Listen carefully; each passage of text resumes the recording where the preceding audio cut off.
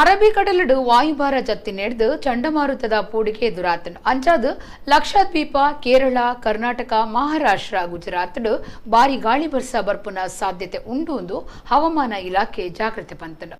ಕಡಲಡ್ದು ಬುಲುಂಗರದಂಚಿ ರಭಸದ ಗಾಳಿ ಬೀಜೊಂದಿದ್ದು ಗಾಳಿದ ರಭಸ 55 ಹಿಡಿದು 75 ಕಿಲೋಮೀಟರ್ ಮುಟ ಮುಟ್ಟುನ ಸಾಧ್ಯತೆ ಉಂಡು ಎಂದು ಭಾರತದ ಹವಾಮಾನ ಇಲಾಖೆ ಜಾಗೃತಿ ಪಂತನು ರಾಜ್ಯದ ಕರಾವಳಿ ಬಂದರ್ಲಿಡು ದುಂಬತ್ತ ಜಾಗೃತದ ಗುರ್ತ ಬಾವುಟ ಪಾಡರೆ ಸೂಚನೆ ಕೊಡ್ತುಂಡು